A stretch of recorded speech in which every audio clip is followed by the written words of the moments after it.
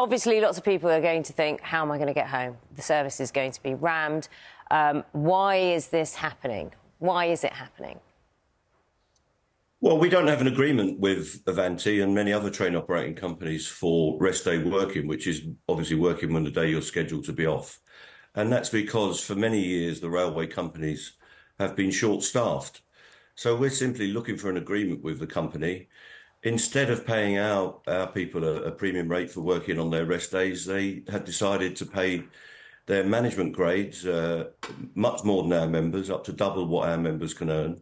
And we simply want an agreement on that so we can get an incentive for our people to come in on those days when they're meant to be at home with their families. OK, so rest day working, this is working overtime, yeah? It's working overtime on days that you're scheduled to be off. Yeah, OK.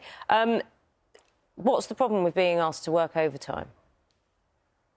Well, there's no problem whatsoever, but our members are continuously asked to work overtime, and they would like an incentive payment to do that. At the moment, Avanti pay their managers, their management grades, premium rates so that they work those shifts instead of our members. Our members are meant to be doing that work. We would like an agreement with the company. They pay they pay themselves, in effect, as managers, double what our members would earn on those shifts. So we'd simply like an agreement with that. We have an agreement with some companies on it. But the problem is that under the previous government, the train operating companies were allowed to run down the amount of staff. So Avanti simply don't have enough people to run the service that they're committed to in the timetable and in the contract they've got with the Department of Transport.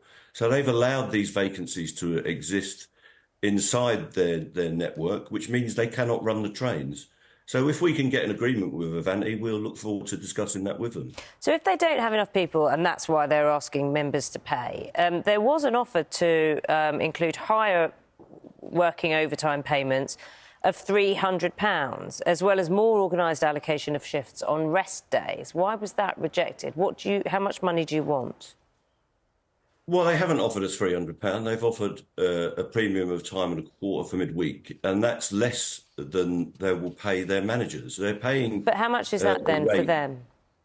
Well, they're paying about £500 a day or more to managers to work that, but they'll pay our members time and a quarter. Which is equivalent to what? They will earn themselves. What's that equivalent to, time and a quarter? Well, it depends on the length of the shift. So some shifts are 6 hours and some shifts are 11. So it depends on how long those shifts are. But if a manager works for that... an 11-hour shift... So I'm just trying to get the numbers right in my head. So for an 11-hour shift, what would that equate to? Well, that would work out about £250. But a manager working that shift would get £300 as a bonus, and they would get their wages on top of that. So they would earn £500 or £600. So our members are being offered less than half what a manager works. But some of our members would have to give up their day off to simply earn 6 hours paid. And that's not good enough. We want some guarantees about what they're paid and at the rate they're paid it. And we want these managers to stop working these shifts at extortionate rates. The taxpayer and the fare payer are being ripped off by management grades working at twice the rate for the job that our members receive. So that's not right. So are you saying that you would like those who are being offered, what you say is £250 a day for extra work, you want them to be offered £500 a day, and that would then resolve this matter?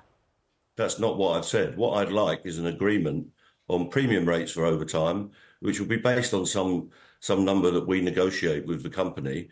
And we would like managers to stop doing our members' work at twice the rate. So we've done this agreement with several other train operating companies and reached an agreement that is cheaper for the companies and better for our members. If Avanti can come to that agreement, we can get this situation resolved very quickly. Mick Lynch, General Secretary for the RMT, thanks very much for your time with us here on BBC Breakfast.